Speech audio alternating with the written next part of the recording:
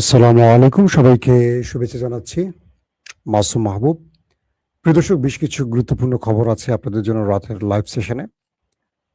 প্রথম গুরুত্বপূর্ণ খবরটি হলো ওপেক থেকে বেরিয়ে যাচ্ছে আরব আমিরাত। পাশাপাশি ইউরোপ আমেরিকার বিরুদ্ধে দাঁড়াতে যাচ্ছে, ভেঙে পড়তে পারে ন্যাটো। ৩ নম্বর গুরুত্বপূর্ণ খবর, যে খবরটির জন্য আপনারা বসে আছেন। চীন, ইরান আমাদের টেম্পো লিগকে কিভাবে খেয়ে দিচ্ছে। টেম্পো লিগ নাকি টেম্পো স্ট্যান্ড, কোনটা? টেম্পো লিগ আগে ছিল, টেম্পো স্ট্যান্ড এখন আছে। সেই টেম্পুকে এবার খেয়ে দিচ্ছে চীন এবং ইরান। হরমুজ প্রণালীতে যে অবরোধ তৈরি করেছে আমেরিকা, নিষ্ফল হয়ে যাচ্ছে। আমেরিকার সব চাল ব্যর্থ হয়ে যাচ্ছে ইরানের কাছে। ইরান যে দুর্দান্ত কার্ড তার পকেটে রেখে দিয়েছে, আমি বুঝতে পারছি না আমেরিকার মতো বিশাল দেশ টেরও পেল না কি করে। কোন লেভেলে খেলছে ইরান। চলেন, আজকে খুব বেশি খবর দিব না, তবে যে খবরগুলো দেব একটু বিশ্লেষণ ধর্মী খবর দিতে চাই। অনেকে প্রশ্ন করেছেন আমার মেয়ে কেমন আছে। আলহামদুলিল্লাহ, এখন মোটামুটি ভালো।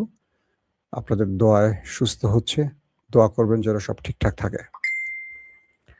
প্রিয় দর্শক, ওপেক থেকে বেরিয়ে গেল বা বেরিয়ে যাবার ঘোষণা দিয়েছে আরব আমিরাত।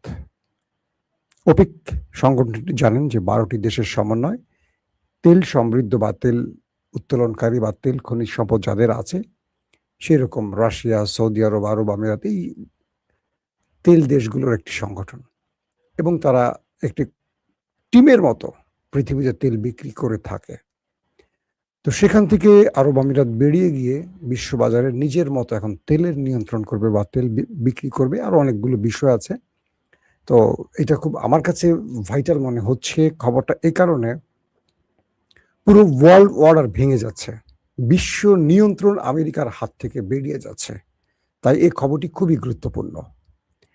ইরানে আক্রমণ করে আমেরিকা দেখতে পাচ্ছে তার পায়ে তিনি নিজেই কুড়াল মেরেছেন।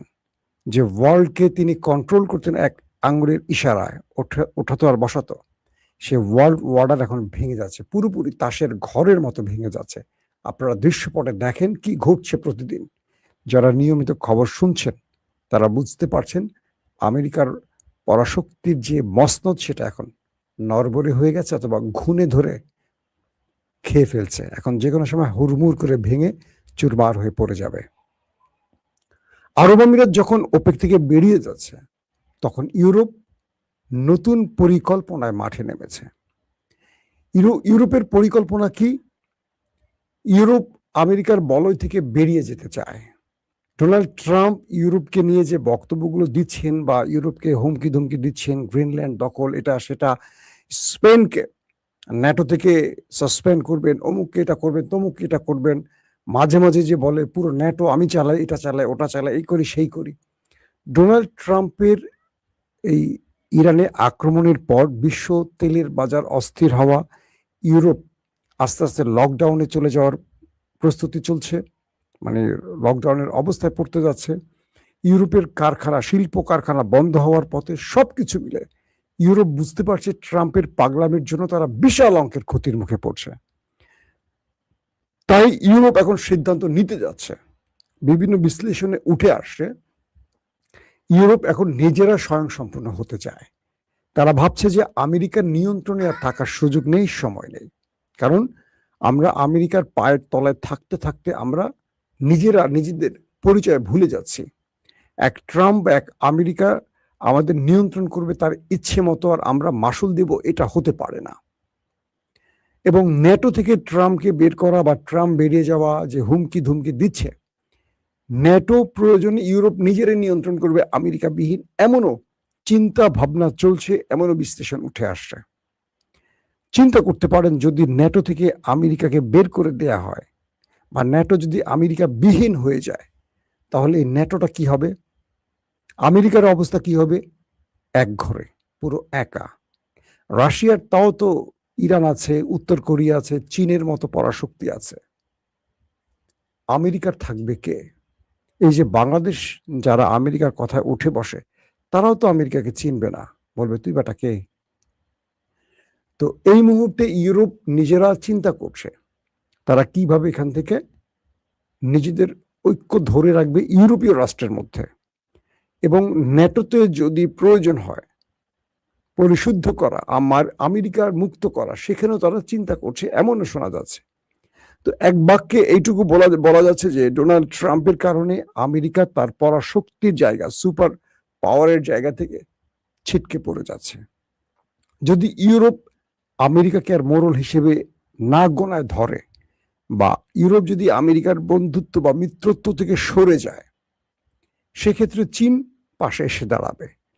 চীনকে ইউরোপ ব্যবহার করবে যে তুমি রাশিয়াকে বোঝাও যেন রাশিয়া আমাদের শত্রু না থাকে, তাহলে আমেরিকাকে আমাদের প্রয়োজন নাই। কারণ রাশিয়ার বিরুদ্ধেই তো এই ন্যাটো তৈরি করা হয়েছে, বা ইউরোপীয় ইউনিয়ন রাশিয়ার বিরুদ্ধে একটা ঐক্যবদ্ধ রাষ্ট্রের একটা কি বলবো সংস্থা। তো এখন চীন তো ইউরোপের সাথে খুব ভালো সম্পর্ক, চীনের সাথে পৃথিবীর বিশ্ববাজারে খুবই ভালো সম্পর্ক। একদিকে গালফ কান্ট্রি, একদিকে ইউরোপ, একদিকে আফ্রিকা, একদিকে এশিয়া। তো ইউরোপ ভাবছে যদি আমরা আমেরিকার হাত ছেড়ে দেই তাহলে রাশিয়া আমাদের কামড় দেবে কিনা, এক নম্বর। সেক্ষেত্রে আমাদের দ্বিতীয়ালির দায়িত্বটা কে নিতে পারে? চীন।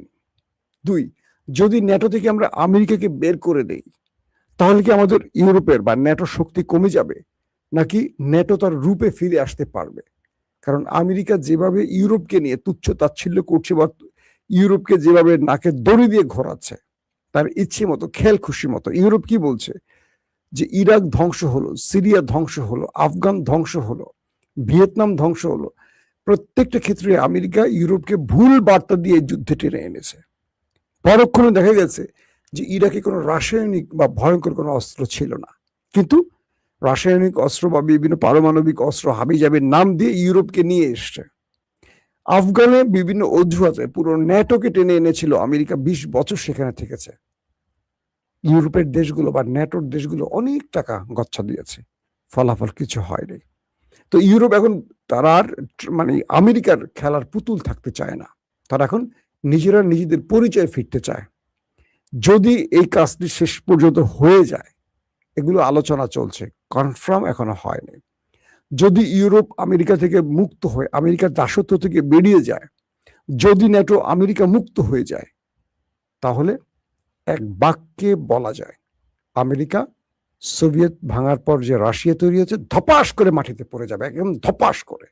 স্নো পড়বে না, আকাশ থেকে যখন মানুষ পড়ে একটা সিঁড়ি থেকে পড়লে গড়ায় গড়ায় পড়ে, কিন্তু আকাশ থেকে যখন পড়ে ধপাস করে পড়ে, আমেরিকা ধপাস করে পড়ে যাবে।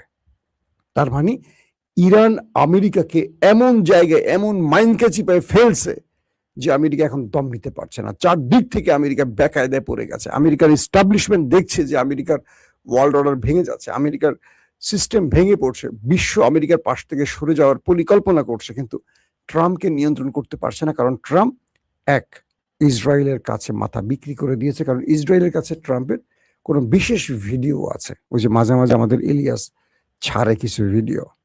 তো ইসরায়েলের এজেন্সিগুলো, গোয়েন্দা বাহিনীগুলো পৃথিবী বিখ্যাত লোকদেরকে এভাবে হানি ট্র্যাপে ফেলে বা বিভিন্ন ভিডিও ট্র্যাপে ফেলে দিয়ে এভাবে তাদের বশ্যতা স্বীকার করতে বাধ্য করে। একটা ছোট দেশের কাছে একটা বিশাল শক্তি কখনো দুর্বল হয়ে যায়, কারণ তাদের গোপন জিনিসগুলো তাদের কাছে থাকে।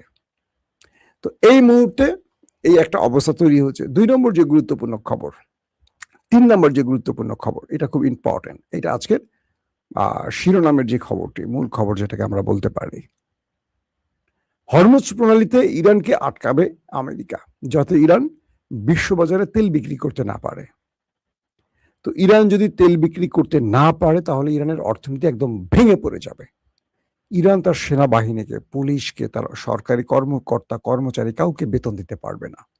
আর যখন দিতে পারবে না তখন রেজিম চেঞ্জ অটোমেটিক হয়ে যাবে, কারণ সবাই এই সরকারের বিরুদ্ধে দাঁড়িয়ে যাবে, পুরো রাষ্ট্র দাঁড়িয়ে যাবে। এটা হলো আমেরিকার মাস্টার প্ল্যান। ইরান কি করছে দেখেন, ইরানের 80% তেল নেয় কারা জানেন? চীন। চীন তো তেল নিচ্ছে, বাকি দেশগুলোতে ইরান বিভিন্নভাবে তেল সাপ্লাই দিচ্ছে। তো ইরানের সাপ্লাই বন্ধ করার জন্য হরমুজের সামনে গিয়ে, মুখে গিয়ে আমেরিকা নৌ অবরোধ করে বসে আছে। কিন্তু আমেরিকা ইরানের তেল বিক্রি বন্ধ করতে পারছে না।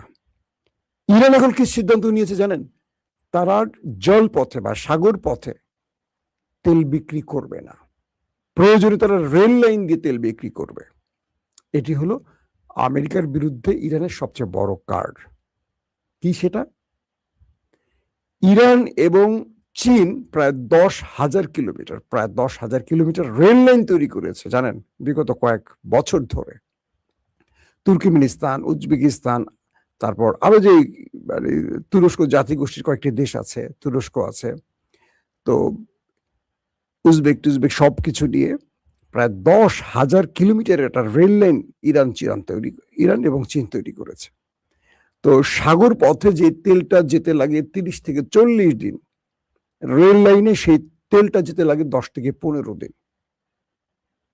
তো ইরান ভাবছে যদি আমেরিকা নৌ অবরোধ প্রত্যাহার না করে, সেক্ষেত্রে তারা এই তেলটা এখন রেল লাইনের মাধ্যমে বিশ্ববাজারে ছড়িয়ে দেবে।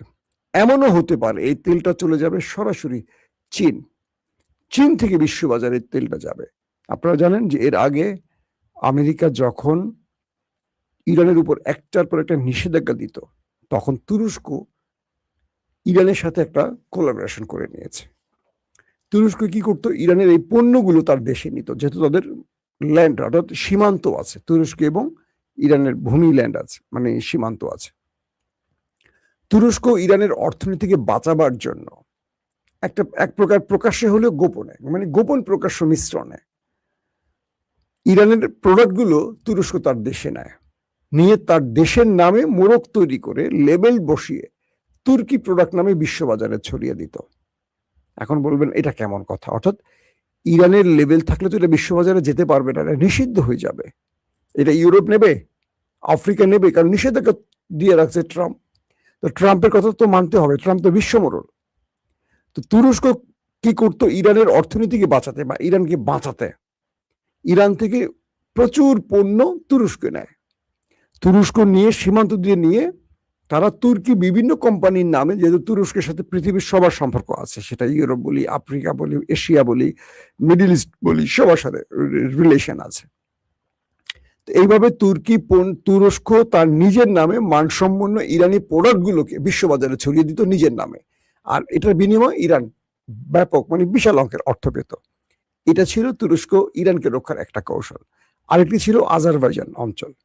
তো এবার ট্রাম্প যখন হরমুজের সামনে এসে নৌ অবরোধ দিয়ে বসে আছে তার ওয়ারশিপ নিয়ে, সেনাবাহিনী নিয়ে, তখন চীন ইরান ভাবছে তারা এখন রেল পথে তেলটা বিশ্ববাজারে দেবে।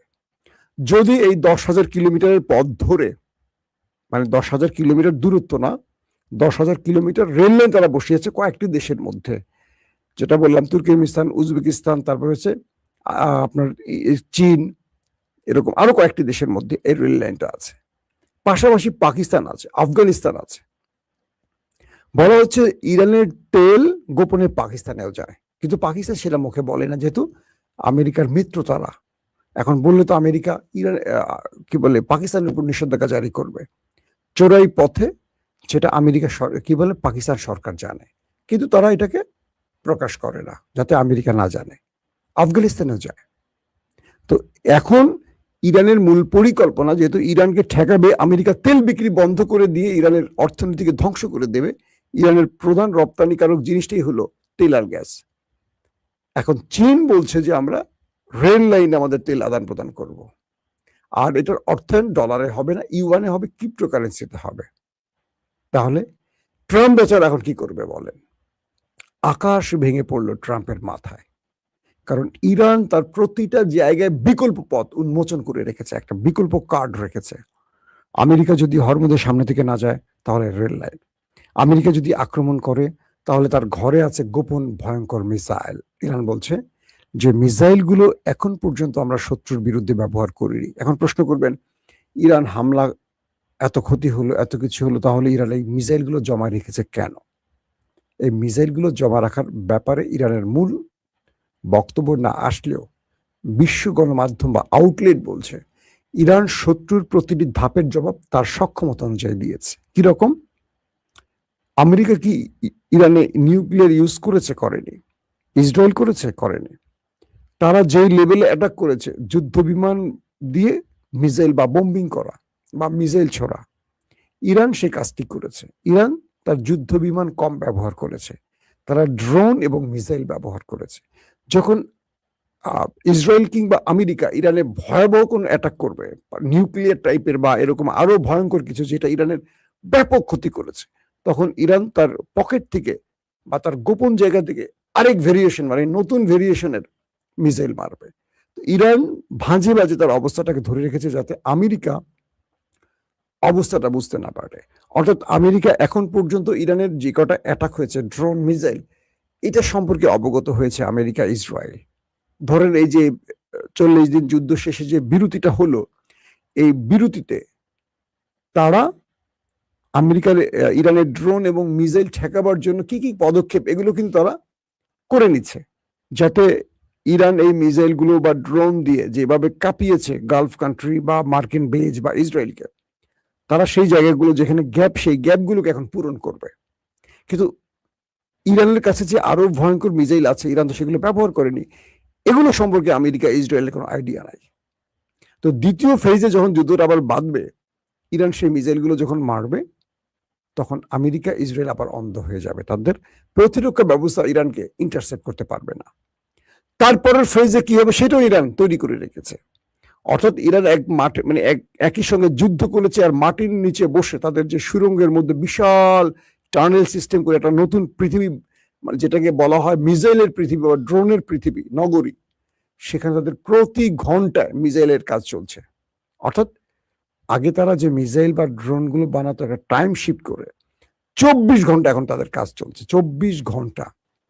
অর্থাৎ যে মিসাইল বা ড্রোন গুলো তারা ব্যবহার করার কারণে সংকট হবে সেই সংকট তারা পূরণ করে ফেলেছে ইরান, কারণ তাদের এই মিসাইল ড্রোন গুলো বানাতে হিউজ খরচ করতে হয় না, আমেরিকার যেমন অনেক খরচ করতে হয়।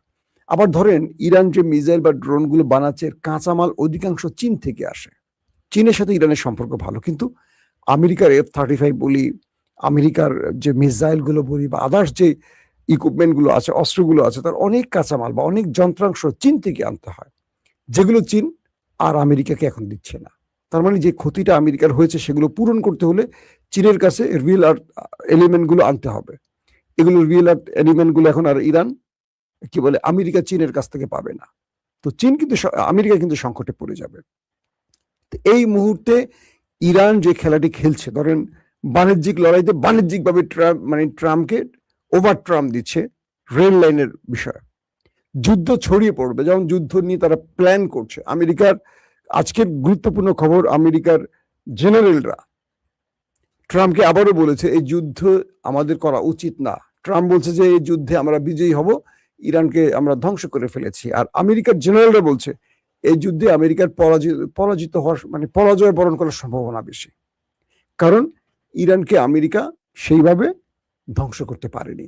আমেরিকার জেনারেলরা কি বলছে আর আমেরিকা কি বলছে, অর্থাৎ আমেরিকার প্রেসিডেন্ট পুরোপুরি মিথ্যা বলছে তার মানে তার জনগণের কাছ থেকে তার রক্ষা পাওয়ার জন্য, কিন্তু মার্কিন জেনারেলরা তারা সত্যটা কিন্তু প্রকাশ করে দিয়েছে যে তারা ব্যাপক ক্ষতিগ্রস্ত হয়েছে ইরানের হাতে, তাদের প্রতিরক্ষা ব্যবস্থা ধ্বংস হয়ে গেছে, তাদের থার্ড প্যাট্রিয়ট ধ্বংস করে ফেলেছে, মধ্যপ্রাচ্যে আমেরিকান ঘাঁটি আর একটা ঠিক মতো অবস্থা দাঁড়িয়ে নেই, সবগুলিকে ধ্বংস করে ফেলেছে, নতুন করে অনেক কিছু করতে হবে। কিন্তু এটা স্বীকার করছে কে? আমেরিকার জেনারেলরা, যারা যুদ্ধ চালাচ্ছেন, যারা সেনাবাহিনীর অফিসার। কিন্তু ট্রাম্প স্বীকার করছেন না, কারণ সে রাজনীতি করেন, তাকে ক্ষমতা থাকতে হবে। তো ইরানের আঘাতে আমেরিকা কি পরিমাণ ক্ষতিগ্রস্ত হয়েছে এটা কিন্তু মার্কিন জেনারেলরা বারবারই বলছেন, মার্কিন গণমাধ্যমগুলো এই তথ্যগুলো ফ্ল্যাশ করছে। তো ইরান বলছে যে আমরা ট্রাম্পকে প্রতিটি ধাপে শিক্ষা দেওয়ার জন্য নতুন নতুন কার্ড হাতে রেখেছে, ট্রাম্প যেই পথে আসবে সেই পথে তাকে লাল কার্ড দেখাবো। এখন বুঝতে পারছেন টেম্পু মামার কি অবস্থা? এই টেম্পু শব্দটা আমার এক ভাগ্নে আমাকে দিয়েছে। ট্রাম্প বলতে গেলে অনেক সময় অনেক সমস্যা হয়, নেতা কাকুর নামটা উচ্চারণ করা একটু বিপজ্জনক, তাই এখন টেম্পু টেম্পু বলে, আবার কেউ বলে টেম্পু লিগ, কেউ বলে টেম্পু স্ট্যান্ড, খেপে যায় না, আমি ট্রাম্পকে বুঝিয়েছি। তো এখন ইরান যদি বিশ্ববাজারে রেল লাইন দিয়ে তেল বিক্রি করা শুরু করে, আমেরিকার এই নৌ অবরোধ আর কোনো কাজে লাগবে না, পিকনিক ছাড়া। শেষ পর্যন্ত আমেরিকাকে আরেকটি নতুন কার্ড দিয়ে পরাস্ত করতে পেরে ইরান বিশ্বের কাছে তার অবস্থানকে আরো পাকাপোক্ত করে ফেলবে এবং এই ইউরোপ ইরানের পায়ের কাছে আসবে আজ বা কাল। লিখে রাখেন, সময় সেদিকে যাচ্ছে। প্রত্যেকে ভালো থাকবেন।